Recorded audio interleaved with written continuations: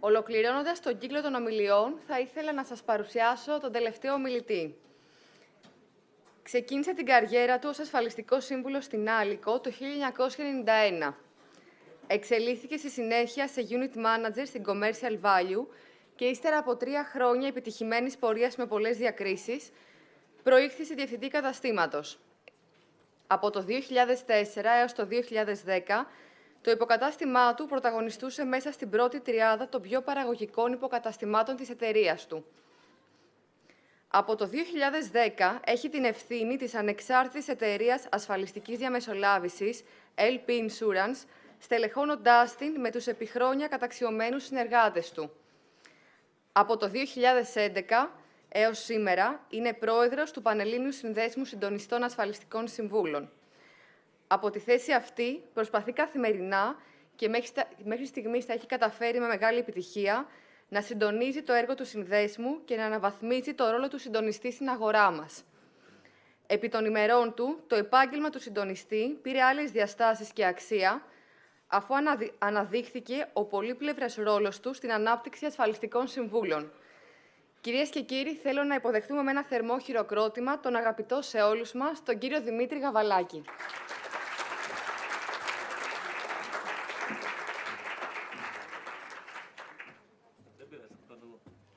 Να ζητήσω μόνο από τον τεχνικό αν δουλεύει ψήρα. Νομίζω ότι δουλεύει. Μισό λεπτάκι γιατί...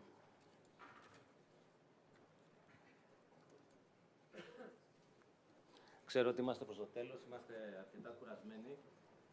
Θα προσπαθήσω να είμαι πάρα πολύ σύντομος. Άλλωστε, αν έχουμε λίγο ήχο περισσότερο. Άλλωστε, πρώτης επίτηδες να είμαι τελευταίος για να μπορώ να μαζέψω τα υπόλοιπα του χρόνου. Να κάνουμε μια δοκιμασία.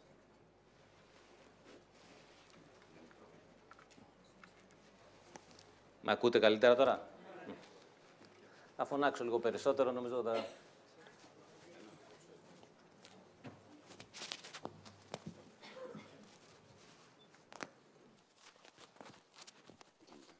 Ευχαριστώ πολύ.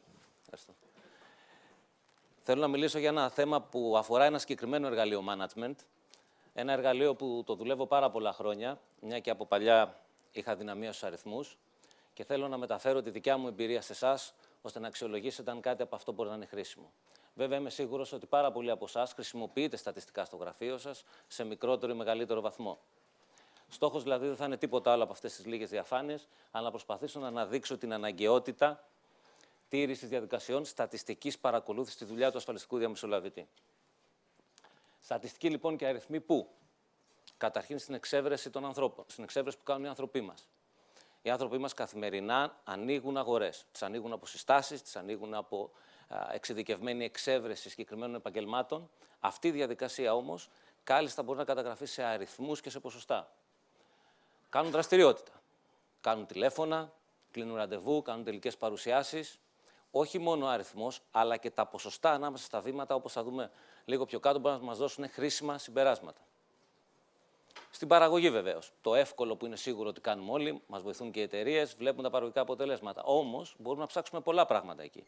Μπορούμε να ψάξουμε αν έρχεται από καινούριους πελάτες, από παλιούς πελάτες. Μπορούμε να ψάξουμε τη σύνθεση των προϊόντων, τις καλύψεις τις οποίες δίνουν οι συνεργάτες μας. Στη διατήρηση της παραγωγής, πέρα από τα τυποποιημένα της διατηρησιμότητας πρώτου-δεύτερου έτους, θα μπορούμε ενδεχομένως να σκεφτούμε να μετράμε τη διατηρησιμότητα σε πελάτες. Ποια μέρα μπήκε πρώτη φορά ο πελάτης στο γραφείο μας, πότε ακύρωσε και το τελευταίο του συμβόλαιο, ποιος είναι ο μέσος όρος ζωής του πελατολογίου μας, του κάθε συνεργάτη μας ξεχωριστά, τι κάνουμε για να το βελτιώσουμε. Στο συσχετισμό όλων των παραπάνω, μήπως η καλή ποιότητα σε ένα φέρνει αντίστοιχα καλή ποιότητα σε άλλο ή αντίστροφα. Και προφανώς, μια και κάνουμε management, στη στρατολόγηση, τη δικιά μας ή των ανθρώπων μας. Από ποιες πηγές, με ποια ποσοστά. Ο Γιάννης Τοζακίδης πριν έδειξε ένα πίνακα. Αυτός ο πίνακας προσπάθησα γρήγορα, μια και έχω αυτή τη μανία, να κάνω τις πράξεις και αν θυμάμαι καλά έβγαλα περίπου 2% επί των βιογραφικών. Ξέροντας αυτό το στοιχείο, έχω καλύτερα να δουλέψω του χρόνου, ενδεχομένως βλέποντας και τις απώλειες σε κάθε βήμα. Να σκεφτούμε πολύ γρήγορα κάποιες παραμέτρους που επιβάλλουν τη χρήση των αριθμών. Αν υπάρχουν, αν σας πείσω ότι υπάρχουν, όσοι ενδεχομένως δεν το χρησιμοποιείτε. Οι διαχρονικές μεταβολές της αγοράς και τη δυνατότητα προσαρμογής του διαμεσολαβητή. Έχετε ασφαλιστές 20 ετών, όπως τυχαίνει να έχω και εγώ, 10, 5. Έχουμε ζήσει πάρα πολλά πράγματα όλα αυτά τα χρόνια. Η αγορά δεν είχε μία διάσταση, είχε πολλές αλλαγές. Προσαρμόστηκαν όλοι με την ίδια ταχύτητα, την ίδια στιγμή. Πού δυσκολεύτηκε ποιος και γιατί? Μήπως κάποιοι αριθμοί μπορούν να μας βοηθήσουν σε αυτό? Η μεταβλητότητα της ψυχολογίας στα βήματα της πώλησης. Από την εξέβρεση μέχρι το σέρβις, την πώληση και μετά το σέρβις, είναι πάρα πολλά διαφορετικά βήματα, όπως ξέρετε καλύτερα από μένα, δουλεύοντας με τους ανθρώπους σας. Πολλά βήματα διαφορετικά, τα οποία δεν απαιτούν ειδικές δεξιότητες ενδεχομένως σε κάθε βήμα και αυτό επηρεάζει συγκεκριμένα την ψυχολογία του. Και άρα πρέπει να μάθουμε την πληροφορία και να δούμε γι' αυτό.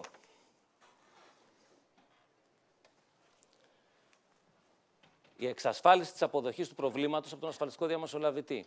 Πόσες φορές έχετε ζήσει να νιώθετε ότι ο ασφαλιστής σας έχει πρόβλημα σε ένα συγκεκριμένο βήμα, αλλά αργεί να το αποδεχτεί παρότι εσείς το έχετε διαγνώσει?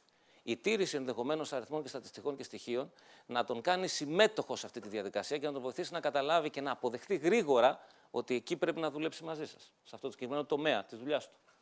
Και βέβαια η αναγκαιότητα της άμεσης παρέμβασης του management. Δεν μπορούμε να είμαστε κάθε μέρα σε όλα τα ραντεβού των ανθρώπων μας, σε όλα τα βήματα. Πάρα πολλές φορές και ιδιαίτερα όσο πιο έμπειρος είναι ο συνεργάτης μας, παρακολουθούμε σε μια τακτική ενδεχομένως βάσει τα στοιχεία τους. Αν αυτά τα στοιχεία είναι αναλυτικά, ενδεχομένως να μας δώσουν γρήγορα ένα καμπανάκι που ο ασφαλιστικός διαμεσολαβητής, στον οποίο έχουμε στην ευθύνη μας, θέλει άμεση παρέμβαση και βοήθεια γιατί κάτι δεν πηγαίνει όπως θα το έχει σχεδιάσει. Και βέβαια η ακριβής παρακολούθηση της απόδοσης των ρυθμιστικών παρεμβάσεων. Ήρθε στο γραφείο, το είπαν πολύ ωραίοι εισηγητές, το είπε πολύ ωραίος κ. Ρίτσαρτς, τον κατευθύνω, του δίνω οδηγίες, τι θα κάνει? Δεν πρέπει να δω γρήγορα ότι αυτό έφερε βελτίωση? Ότι οι οδηγίες που του έδωσα και να το δει και αυτός έφεραν βελτίωση στο συγκεκριμένο βήμα της δουλειάς το οποίο δουλεύει μαζί μου? Τέλος, η αξιοπιστία του συναγωνισμού στα πλαίσια της παραγωγικής μονάδας. Θα έχετε ίσως ζήσει σε κάποια γραφεία, οι εμπειρίες μου λένε ότι έχει συμβεί πολλές φορές, όταν μετράμε μόνο την παραγωγή, καμιά φορά οι ασφαλιστές μεταξύ μας αναπτύσσουν επιχειρήματα για τον πιο παραγωγικό. Όταν μετράμε όμως και το βλέπουν και το ζουν όλα τα βήματα της πώλησης, ενδεχομένως τους πείθουμε καλύτερα για τον αντικειμενικά καλύτερο και προς τα πού πρέπει να πάει. Νομίζω ένας προηγούμενος συγητής είπε ότι στο γραφείο του έχει εφαρμόσει, ο Γιάννης το είπε, δεν θυμάμαι, να συγχωρέσετε, με point system, κάπως ο Γιάννης νομίζω το είπε. Άρα να βαθμολογεί πολλά πράγματα, φαντάζομαι, ερμηνεύω εγώ μαζί. Πολύ γρήγορα δεν τον έγραψα τον κύκλο πώλησης, το ξέρετε καλύτερα από μένα, απλά για να τον περάσω δεξιά και για να δούμε πού ενδεχομένως οι αριθμοί μας βοηθήσουν. Ενδεικτικές δεξιότητες, γιατί οι δεξιότητες που χρειάζεται ένας ασφαλιστικός διαμεσολαβητής σε πολλά βήματα είναι πολλές. Ενδεικτικές δεξιότητες που αναπτύσσει στο κάθε βήμα. Και τι πληροφορία μετά μπορώ να πάρω εγώ από τους αριθμούς? Εξέβρεση. Συνήθως οι ασφαλιστές μας έχουν ένα πρόβλημα στο ζητάω. Τι ωραία που το εξήγησε ο κύριος Ρίτσαρτς, πώς αλλιώς μπορείς να το κάνεις. Να μια μέθοδο, είδα τον ασφαλιστή μου ότι έχει πρόβλημα στις συστάσεις, έχει πρόβλημα στο να διαχειρίζεται το ζητάω και του δίνω έναν άλλον τρόπο. Στην προσέγγιση, πολλές φορές έχουμε συναδέλφους που έχουν πρόβλημα στην ψυχρή επικοινωνία, στην επικοινωνία του τηλεφώνου. Βλέπουμε ότι το τηλεφωνικό τους κλείσιμο που λέμε δεν είναι όσο καλό θα θέλαμε. Και θέλουν περισσότερη δουλειά σε αυτό το βήμα, ενώ ενδεχομένως στα υπόλοιπα να είναι καλύτερη. Δυνατότητα δημιουργίας προβληματισμού. Πολύ σωστά ετέθη ότι πρέπει να δουλεύουμε βάσει αναγκών. Όταν αναδεικνύω τις ανάγκες του ασφαλιστικού διαμεσολαβητή, πρώτα τι κάνω? Του προβληματίζω τον πελάτη, του δημιουργώ την αίσθηση της ανάγκης.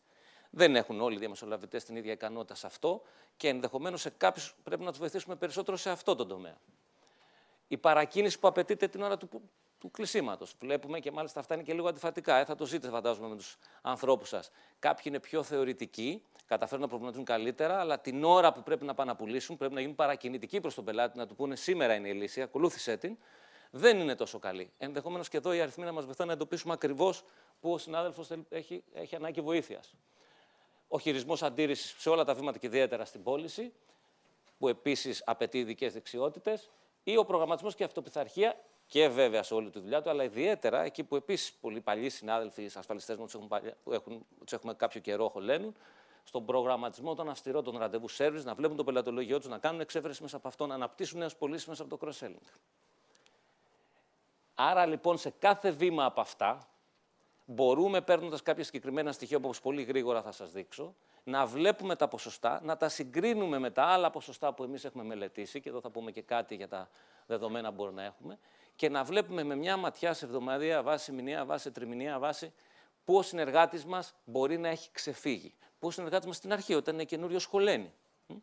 Και ποια στοιχεία, λοιπόν, όπως βλέπαμε πριν, ειδικών δεξιοτήτων πρέπει να τον βοηθήσουμε να αναπτύξει καλύτερα, για να καταφέρουμε αυτό πολύ ωραία είπε ο Δημήτρης Φαραντούρης, που το λέει η Γκάμα, να πάρουμε από τους μεσαίους ασφαλιστές μας ένα ποσοστό και να τους ανεβάσουμε παραπάνω. Κάτι πρέπει να κάνουμε γι' αυτό. Πρέπει να ασχοληθούμε, όπως σωστά το λέγατε πριν. Βήμα-βήμα, λοιπόν, μπορούμε να δούμε ότι μπορούμε να έχουμε κάποια ενδεικτικά στατιστικά στοιχεία. Θα σας δείξω μερικά από τα οποία χρησιμοποιώ, όπως και κάποια αποτελέσματα μιας τουλάχιστον δεκαετίας. Το ξέρετε, ίσως το χρησιμοποιείτε πολύ. Από αυτό το λεγόμενο τηλεφωνικό κλείσιμο. Κάνει την πρώτη προσέγγιση από το τηλέφωνο, έχει ένα ποσοστό. Σε ανάλογα την πηγή κιόλας. Δεν είναι τα ίδια τα ποσοστά. Άλλο τηλεφωνικό κλείσιμο στις συστάσεις, άλλο ενδεχομένως τηλεφωνικό κλείσιμο σε άγνωστες λίστες αξιολογημένες μεν. Το κλείσιμο των παρουσιάσεων ανά πρώτο ραντεβού. Πήγε, έκανε το πρώτο ραντεβού, έκανε την ανάλυση αναγκών. Πήγαν όλοι οι πελάτες αυτούς σε τελικές παρουσιάσεις? Προφανώς όχι. Ποιο ποσοστό και γιατί? Ποιο είναι ενδεχομένως το πρότυπο του σωστού ποσοστού, για να συγκρίνουμε πόσο περιθώριο έχουμε βελτίωση αυτού του ανθρώπου? Το κλείσιμο πελάτη αναπαρουσίαση. Όχι μόνο αιτήσεις, συμβόλαια, αφημί. Πελάτη, αυτός με τον οποίο μιλάει. Ο ασφαλιστής ξέρει να τον μετρήσει ακριβώς. Είναι το πρόσωπο με το οποίο μιλάει. Μπορεί να βγάλει πολλά συμβόλαια από αυτόν τον πελάτη. Έκανα 10 παρουσιάσεις. Πόσους πελάτες κατάφερα να κάνω φέτος? Του χρόνου έχω περιθώριο βελτίωση. Ποιες τεχνικές θα εφαρμόσω? Πόσο management θα βοηθήσει? Πόσο manager θα βοηθήσει αυτόν τον άνθρωπο να βελτιώσει τις συγκεκριμένες τεχνικές? Το κλείσιμο πελάτη αναπηγή εξέβρεσης. Όχι μόνο το κλείσιμο, αλλά και ανάλογα την πηγή της εξέβρεσης. Το μέσο όρο ασφαλίστων είναι κάτι που σίγουρα πολύ εύκολα χρησιμοποιείται. Τη σύνθεση καλύψεων. Πολλές φορές αυτό δεν μας δείχνει και λίγο πόσο καλά κάνει το πρώτο ραντεβού προς τον ανάλυση αναγκών προς την τελική? Όσο καλύτερο στο πρώτο ραντεβού, στην ανάλυση αναγκών, ενδεχομένως τόσο καλύτερη σύνθεση. Να η ασφάλεια ζωής. Να ενδεχομένως η κάλυψη της μόνιμης ολικής ανικανότητας. Αν βλέπω τέτοια προϊόντα σε αυτόν τον συνεργάτη, αντιλαμβάνομαι ότι συνήθως είναι και καλός αντίστοιχα στον προβληματισμό. Όταν δεν τα βλέπω και βλέπω συνήθως προϊόντα, ας πούμε, που πουλούνται λίγο πιο εύκολα, που τα ζητάει ο υποψήφιος ασφαλισμένος, ενδεχομένως θέλει δουλειά στον προβληματισμό. Ο μέσος όρος ζωής του πελάτη, σας το ανέφερα πριν ενδεικτικά. Πόσο καιρό έμεινε ο πελάτης στο γραφείο μας? Μελετώντας τα στατιστικά από τότε που ήμουν Unit το 1996, που άρχισα να τα εφαρμόζω στο management των ασφαλιστικών διαμεσολαβητών, καταφέραμε να φτάσουμε το μέσο όρο ζωής των πελατών μας στα 6 χρόνια. Πρώτο συμβόλαιο πότε μπήκε, τελευταίο συμβόλαιο πότε έφυγε, γιατί μπορεί να αλλάξει συμβόλαιο σε αυτή τη διάρκεια. Και μέσος όρος όλων των πελατών. Έχουμε δουλειά να κάνουμε. Γιατί 6 χρόνια και όχι 8. Έχουμε κάνει και ασκήσεις να δούμε πώς θα αυξηθούν τα εισοδήματα όλων μας, αν πάμε τα 6 χρόνια σε 8. Κάτι εμείς ενδεχομένως δεν κάνουμε καλά. Αν όντως το 8 είναι εφικτό. Και εγώ λέω ότι είναι προφανώς. Ραντεβού επαναπολύσεων, ραντεβού σέρβις. Έχω 100 πελάτες, τους είδα. Θα σας δείξω ένα ενδεικτικό παράδειγμα από τα στοιχεία του γραφείου μας. Πόσες επαναπολύσεις έκανα, πόσες νέες ανάγκες ο ασφαλιστής μας πούλησε σε αυτούς τους ανθρώπους? Τι ποσοστό έχει ο ένας, τι ποσοστό έχει ο άλλος, τι περιθώρια βελτίωσης έχουμε? Και βέβαια, πόσες συστάσεις. Κατάλαβα ότι από τον προηγούμενο εισηγητή σε ένα γραφείο δουλεύονται πάρα πολύ ως τρόπος εξέβρεσης συστάσεις. Το είπες εσύ, Θανάση, σωστά. Οι συστάσεις. Πόσες συστάσεις πήραν ένα ραντεβού σέρβις όταν μιλάμε για τις συστάσεις από το υπάρχον πελατολόγιο? Προφανώς, αντίστοιχα, μελετάμε πόσες συστάσεις πήραμε από ένα πρώτο ραντεβού, από έναν άνθρωπο που γνωρίσαμε πρώτη φορά. Αυτά είναι με μερικά ενδεικτικά στοιχεία. Γιατί ξέρετε, όσο σε πιάνει η τρέλα με αυτό και το ενδιαφέρον, αρκεί να μην γίνει αιμονή, ψάχνεις πολύ περισσότερα πράγματα και μπορείς να ανακαλύψεις. Και εγώ, όταν έμαθα από το γραφείο μου κάποια στοιχεία να τηρώ, σήμερα τηρώ, ομολογώ, πολύ περισσότερα. Να πω ότι όλα αυτά τα στοιχεία θα μπορούσαν να έχουν ένα νόημα, εάν μπορώ να τα συγκρίνω με κάτι.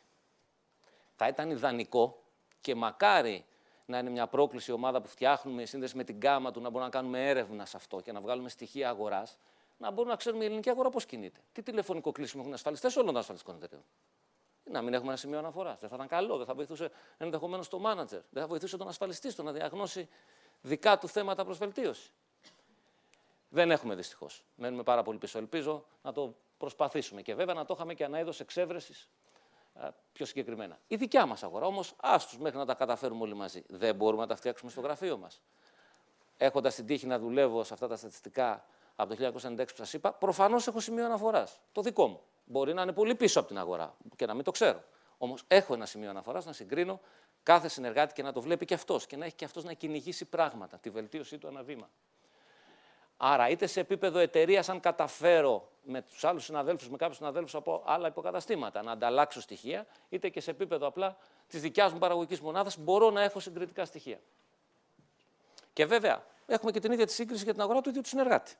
Ξέρουμε τι έκανε τη μια χρονιά, τι μετρήσαμε, πάμε να δούμε τι έκανε την επόμενη χρονιά, τι έκανε τη μεθεπόμενη χρονιά. Έχουμε έστω αυτό το σημείο αναφοράς. Πολύ γρήγορα για να έχετε μια εικόνα. Έκανα μια αναγωγή, γιατί δεν είχα ακριβώς ασφαλιστές να έχουν ακριβώς αυτόν τον αριθμό και το έκανα αναγωγή στο 100. Δηλαδή πήρα δύο πραγματικά περιστατικά του γραφείου, όπου έχουν 100 πελάτες και είδαμε μία χρονιά τους. Σας διαβεβαιώ ότι έχουμε στο γραφείο μας και τις τρεις κατηγορίες, την ΑΒΓ. Τι σημαίνουν αυτές τις τρεις κατηγορίες, όπως θα το δείτε με αριθμούς και για να δούμε τα περιθώρια βελτίωσης. Ο Α, κατά αναλογία, κατάφερε να πάρει από αυτούς τους 100 πελάτες 100 συστάσεις. Δηλαδή, μία σύσταση ανά πελάτη. Από τους υπάρχοντες πελάτες τους, βλέποντάς τους μέσα στη χρονιά, κατάφερε να συλλέξει τελικά 100 συστάσεις. Και κατέληξε να κάνει 6 νέους πελάτες από αυτές τις 100 συστάσεις, έχοντας απώλειες σε κάθε βήμα. Ένας άλλος ασφαλιστής στο ίδιο γραφείο κατάφερε να κάνει το διπλάσιο, επειδή ξεκίνησε να είχε καλύτερο δείκτη συστάσεων ανά ραντεβού και αντίστοιχα καλύτερους δείκτες. Και ένας τρίτος κατάφερε να κάνει αναγωγικά, είναι όλα αυτά, όπως βλέπετε. Εννοώ ότι δεν είχαμε ακριβώς τα στοιχεία, τα έκανα σε αναγωγή για να διευκολύνω το παράδειγμα. 19 πελάτες. Άρα έχουν έναν ασφαλιστή που ξεκινάει με 100 πελάτες χρονιά και μπορεί να κάνει 6 πελάτες και έναν ασφαλιστή που μπορεί να κάνει 19. Από το 6 δεν μπορώ εγώ να τον βοηθήσω να πάει προς το 19. Ναι. Πού γενικά θα τον βάλω ξανά σε μια αίθουσα και θα αρχίσω να του κάνω εκπαίδευση σε όλα τα βήματα. Μάλλον όχι.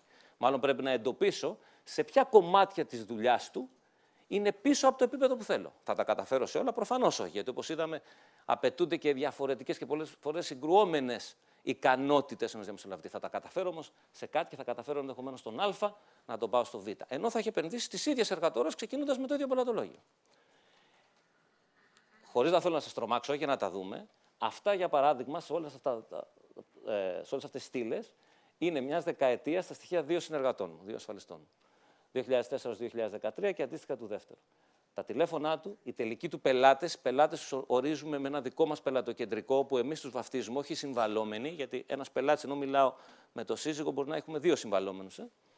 Όλα τα βήματα της δραστηριότητας και αντίστοιχα οι δείκτες τους. Και αντίστοιχα τα ασφάλιστρα που κάναν κάθε χρόνο σε περιοδικά ασφάλιστρα και τα τελικά τους αποτελέσματα όλη τη δεκαετία. Μπορείτε απλά να δείτε σας μια εικόνα, για να μην σας κουράσω, ότι κάθε χρονιά βλέποντας κάθε δείκτες μπορούμε να σχεδιάσουμε την επόμενη χρονιά και να βλέπουμε σε ποιο ακριβώς στοιχείο, σημείο της δουλειάς τους, όλο αυτό το κύκλο πωλήσεων που κάνει, θέλει παρέμβαση. Έτσι. Και βλέπαμε ότι ενώ άνθρωποι έχουν κοντά στατιστικά στοιχεία, μπορεί να βλέπει τελικά τις διαφορές τους στις ικανότητές τους στο αποτέλεσμα. Απαιτείται τίποτα ιδιαίτερο σε ανθρώπινο παράγοντα, σε υλικά, σε υποστήριξη, σε πόρους για να το κάνουμε αυτό? Δεν νομίζω ότι απαιτείται. Απαιτείται όμως 2-3 συμφωνίες. Καταρχήν, απαιτείται να συμφωνήσουν οι άνθρωποι. Όχι να τους το επιβάλλεις. Δεν μπορεί οι άνθρωποι να σου δίνουν σωστά στοιχεία αν δεν το κάνουν συνειδητά. Αλλιώς είναι εύκολο, όπως θα δούμε τελειώνοντας στις επόμενες διαφάνειες, ότι είναι εύκολο να μην έχει σωστά στοιχεία. Άρα τι θες? Την αποδοχή του, να καταλάβει την αξία. Όχι ότι σου εκρίνω για την ποσότητα. Σε κρίνω για να. Όχι, σε κρίνω. Βλέπω τα στοιχεία τα οποία με βοηθούν να δω σε ποιο σημείο της δουλειάς σου θες βοήθεια. Άρα χρειάζεται ακριβώς να κατανοήσει ότι η κρίση, που ενδεχομένως νομίζω ότι δέχεται περνώντας αυτά τα εβδομαδιαία στοιχεία ή τα μηνιαία, δεν είναι για να σου πω δούλεψεις πολύ λίγο. Είναι για να δω πού χωλένεις και να σε βοηθήσω γρήγορα. Προφανώς χρειάζεται σταθερότητα και διαχρονικότητα. Δεν μπορείς να το κάνεις απλά ένα μήνα και μετά να τα αφήσεις. Ένα χρόνο για να τα αφήσεις. Θα το πάρεις απόφαση ξεκινώντας από 1, 2, 3 στοιχεία, όποια συγκρίνεις. Αλλά θα το κρατήσεις για να αρχίσεις να μαθαίνεις από αυτό. Προφανώς πρέπει να τον βοηθήσεις με μια τυποποιημένη ηλεκτρονική φόρμα με άμεση παραγωγή αποτελεσμάτων. Να βλέπει αυτό που περνάει, ότι κάτι του δείχνει γρήγορα. Για να αρχίσει να νιώθει τη συμμετοχή στην αξία αυτής της διαδικασίας. Κίνδυνοι και πιθανά ωφέλη πολύ συνοπτικά. Η έλλειψη ορισμών, κίνδυνος. Να συμφωνήσουμε και οι δύο τι ονομάζουμε τηλέφωνο, τι ονομάζουμε πρώτο ραντεβού, τι ονομάζουμε τελική παρουσίαση. Άμα να περνάω άλλο εγώ και άλλο άλλος, δεν μπορώ να βγάλω μια σωστή εικόνα. Η έλλειψη συνέχεια με τον ασφαλιστικό διαμεσολαβητή. Ενώ ξεκινάει, το παρατάει. Η πλασματικότητα των αγραφών. Είτε εκούσια, είτε ακούσια. Πώς μπορώ να το καταπολεμήσω? Με τους τρόπους που πολύ σύντομα προσπάθησα να αναφέρω πριν. Πιθανά ωφέλη. Βραχυπρόθεσμα, συμπυκνωμένα μερικά από αυτά που είπα πριν. Η ανάδειξη μη εντοπισμένων προβλημάτων. Μπορεί να μην έχω καταλάβει ότι αυτός ο ασφαλιστής μου έχει πρόβλημα σε αυτό το βήμα. Και αυτό το στοιχείο να με κάνει να το ψάξω. Δεν σημαίνει ότι επειδή θα το πει ο αριθμός είναι έτσι, σημαίνει ότι θα με κάνει να το ψάξω. Η επιβεβαίωση όχι της αίσθησης. Πόσες φορές αισθανόμαστε ότι έχουμε την αίσθηση ότι ο ασφαλιστής μας χωλαίνει εκεί? Μήπως πρέπει αυτή την αίσθηση να έχουμε ένα όπλο, ένα εργαλείο, να την επιβεβαιώσουμε. Μακροπρόθεσμα ωφέλη. Η ακρίβεια σε ένα ετήσιο προγραμματισμό. Προφανώς, έχοντας όλη αυτή την εικόνα με έναν ασφαλιστή 2, 3, 4 ετών, όταν κάνουμε τον ετήσιο προγραμματισμό μαζί του, ξέρουμε τι θα σημειώσουμε στη δραστηριότητα, τι θα σημειώσουμε στην παραγωγή, γιατί έχουμε την εικόνα, έχουμε ένα καθρέφτη. Η ανάδειξη της αξίας πρωτογενούς δραστηριότητας. Το είπανε πολύ ωραία και οι ομιλητές πριν. Δεν καταλαβαίνει. Παίρνει την αίτηση. Ο Δημήτρης το είπε τώρα, μην αδικό και κανένα, δεν θυμάμαι πώς το συγκράτησε. Παίρνει την αίτηση, χαίρεται ο Θανάσης και δεν σκέφτεται ότι η επόμενη. Μα πρέπει να καταλαβαίνει ότι κάθε μέρα χτίζει. Πώς θα το καταλάβει, αν δει ακριβώς το συσχετισμό και τον βλέπει σε κάθε του βήμα. Τελειώνοντας λοιπόν, ελπίζω να τήρησα ότι προσπάθησα να είμαι και το είχα φτιάξει σύντομο όντα στο τέλος. Μια και είναι ένα εργαλείο που σίγουρα έχει ώρες μπορείς να συζητήσεις γι' αυτό. Απλά ήταν μια προσπάθειά μου να σας μεταφέρω μια σκέψη και ένα προβληματισμό που ενδεχομένως βέβαια πάρα πολλοί από εσάς να το εφαρμόζετε. Τελειώνοντας, θα ήθελα να πω, γιατί πάντα μπαίνει σε όλους εμάς που μας αρέσουν οι αριθμοί το ερώτημα, λένε οι αριθμοί την αλήθεια? Λέτε. Πάντα λέτε. Ας γελάσουμε και λίγο κι εμείς. Να πω το τυπικό. Το τυπικό λέει ότι η στατιστική, θα πω το τέλος, παρουσιάζει, αναλύει, ερμηνεύει διάφορα δεδομένα και τελικά οδηγεί σε, λέει, μπορεί να σε βοηθήσει να οδηγεί στη λήψη ορθών αποφάσεων. Άρα αυτοί ισχυρίζονται, ή αυτοί που δίνουν τον ορισμό τη στατιστική, ότι λένε την αλήθεια οι αριθμοί. Βέβαια, υπάρχει και ένας άνθρωπος που ασχολείται έτσι και με τη διδασκαλία σε επιχειρήσεις, ο κύριος Λέβενστέιν, ή όπως αλλιώς προφέρω, να τον προφέρω σωστά, ο οποίος λέει, θα το διαβάσω στα ελληνικά, ότι οι στατιστικές είναι σαν τα μπικίνι. Τι αποκαλύπτουν είναι ενδεικτικά, αλλά αυτό που κρύβουν είναι ζωτική σημασία. Βέβαια, έχουμε αρκετές γυναίκες εδώ να με συγχωρέσουν. Ισχύουν νομίζω και τα δύο, τι λέτε. Δηλαδή, και κάτι ενδιαφέρον έχω να δω, αλλά όχι και όλο. Άρα, ίσως, αν χρησιμοποιώ τους αριθμούς, να με ξυπνήσω σε πράγματα, μην περιμένω όμως έτσι να λύσω το πρόβλημα. Και πάντως πιστεύω ότι σε καμία περίπτωση δεν ισχύει αυτό. Ότι η στατιστική είναι η επιστήμη σύμφωνα με την οποία, αν βάλεις τα πόδια στο φούρνο και το κεφάλι στο ψυγείο, κατά μέσο όρο θα είσαι μια χαρά. Είμαι σίγουρος ότι δεν σημαίνει αυτό. Θα ήθελα να σας ευχαριστήσω πολύ. Να είστε καλά. Και να σας πω ότι και οι υπόλοιποι συνάδελφοι συγκητές, επειδή μας ξέφυγε λίγο χρόνος, είπαμε, επειδή δεν είστε αρκετά κουρασμένοι, να μην κάνουμε το πάνελ. Εκτός βέβαια αν υπάρχει κάποιος από εσάς που θέλει να υποβάλει κάποια ερώτηση που, αν ήθελε ο κύριος Ρίτσαρτς να μας την απαντήσει, θα ήταν χαρά μας. Αν δεν υπάρχει κάποιος συνάδελφος, τότε να ολοκληρώσουμε. Να πω ότι εκ μέρους του ΨΑΣ ήταν ιδιαίτερη χαρά και τιμή σημερινή ημέρα. Πήγε εξαιρετικά κατά την άποψή μας. Νομίζω ότι όσοι δεν το μάθαν, όσοι δεν τολμήσαν και δεν ήταν εδώ, μόνο χάσανε. Και να πω βέβαια για άλλη μια φορά ένα τεράστιο ευχαριστώ στον κύριο Ρίτσαρτς που έκανε τον κόπο να κάνει αυτό το μακρινό ταξίδι, να είναι μαζί μας και να μας φέρει τα φώτα της δικιάς του μεγάλης εμπειρίας, γνώσης, να έχουμε ένα δάσκαλο μαζί μας και τον ευχαριστούμε ξανά για άλλη μια φορά.